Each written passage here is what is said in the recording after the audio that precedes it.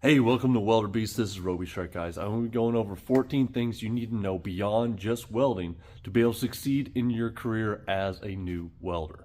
First off, of course, is going to be safety. You definitely want to make sure you got your welding hood. That's an obvious thing.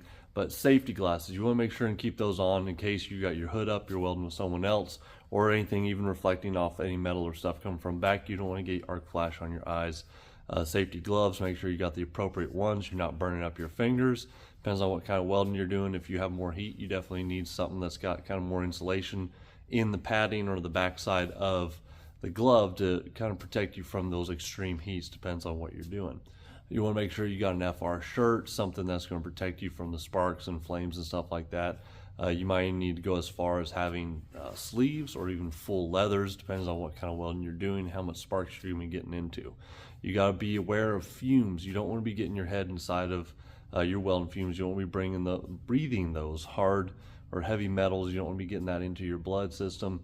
20 30 years it adds up and it gets pretty bad for you. You also want to be very aware of if your gloves get wet. You don't want electrical shock and stuff like that. That's things you're going to be aware of. Number two is the fundamentals of welding and understanding. You need to know all the different processes, of course. You need to know TIG, MIG, stick. You need to understand when to use them and when it's applicable to be able to use them to what kind of project you are working on. That is important in understanding the strengths of the welds, the proficiency of the welds, and what you're trying to accomplish with the project you're on. Third, of course, is going to be material. Definitely make yourself very familiar with your materials, all different kinds of materials that you're going to be working with, so you can understand what kind of procedures you need to be working with and around whenever you're doing work for a particular project. If you need to have high carbon steel, if you need to have stainless steel, if you're working with aluminum, make sure you're aware of all different types of materials that you're working with, so you know how to do the job most appropriately. Number four is focus on the quality of your weld. I know a lot of people are focused on making it look real pretty, making it look real beautiful, and most of the time that coincides with quality, but definitely make sure you understand a weld, how you stack out different beads and stuff like that, so you're getting a strong, uniform weld whenever you're doing your welding. Number five is being able to read blueprints and weld symbols, be able to understand those, because most of the time it's coming from an engineer and coming to you. You need to know how to read what they were trying to have designed for you, and so you can appropriately build it. That is a huge thing in being able to convey information from the design to you actually putting it together, is being able to read what they were intending for you to do whenever you're looking at this print or the weld symbols. Number five is tool efficiency. Know how to operate and maintain machinery. You need to know whenever you come up to a new machine or it's your own machine, it's going to have kind of different parameters. You obviously should know how to operate your own machine, but if you're jumping from one machine to the next or going from location to location, you definitely need to know how to operate different types of machinery, and you need to know how to troubleshoot them. That's the biggest thing. I've run into it many times. You need to know if something's not working right for you on a TIG machine, a MIG machine. Stick is the easiest and has the least problems, but you need to understand how to troubleshoot these machines if they're giving you problems. And of course, if it's your own machine, definitely keep up with the maintenance. It will help the lifespan of that machine go a lot longer. Number seven is getting familiar with regulations and codes. In welding, there's a lot of times you're going to come into different codes and different regulations around particular work that you're doing. There's such a gambit of welding work out there that they have to have different codes for different procedures, structural, nuclear, all that. There are different codes. So it's good to make yourself familiar with these codes, so when you go to weld, you understand what you're trying to achieve whenever you need to take the test or when you're doing the weld in the field. Number eight is my favorite. It's continue learning. Just continue to learn.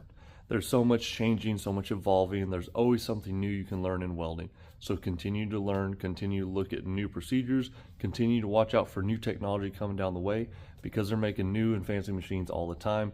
There could be something that makes your process or how you choose to weld in the welding, whichever career you go down, that there's a piece of equipment out there that probably makes it easier. So always keep an eye out, always continue to learn, always get better in welding.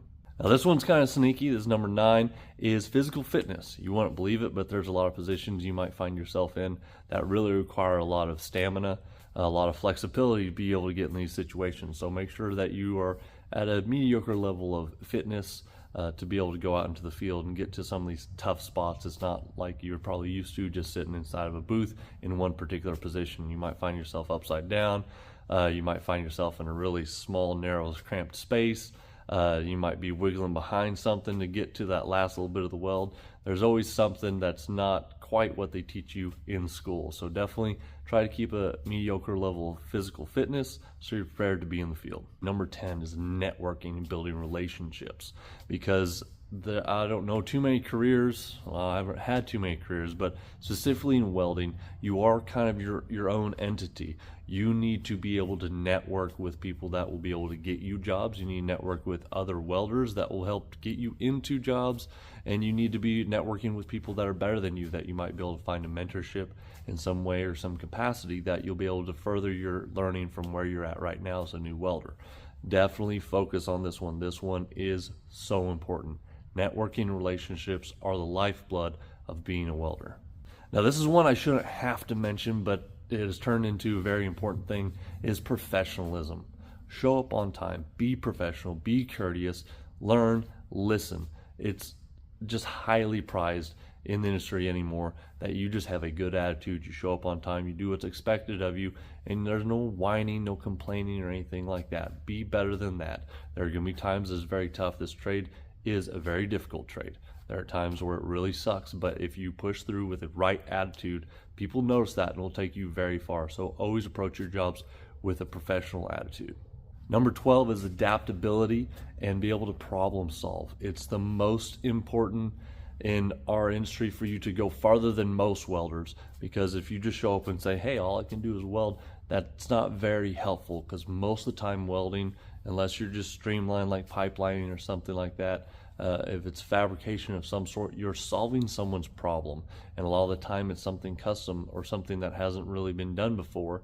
And you need to be able to problem solve and create or design something to help someone solve their problem, build something to solve their problem. So that is the biggest attribute of a welder that's going to make you stand out, is be able to problem solve where others are like, well, all I can do is weld. Those people are a dime a dozen, but problem solvers, those are very valuable. And if you become one and you focus on being able to solve people's problems, you will be a very valuable welder. Number 13 ties in with the codes and regulations.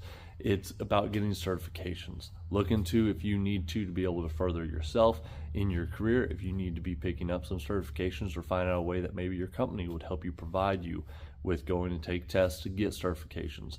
If it would increase your knowledge base and increase your value as a welder, you could ultimately get better pay, and it's just good all the way around for the welding industry to have highly qualified, certified welders in circulation.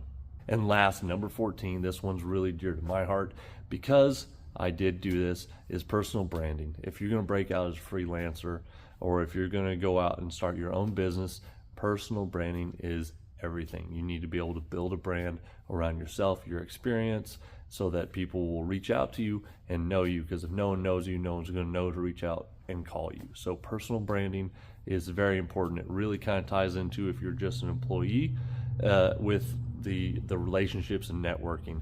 It's the same thing, but on a mass scale. Is definitely focus on your branding. A perfect example is Welderbeast. I use this channel to really push out a brand, and it helps with networking. So those are the 14 things I really strongly believe will help you to further you along in your career as a new welder that's beyond just welding. Anyways, I hope you have a great day, and I'll catch you next time.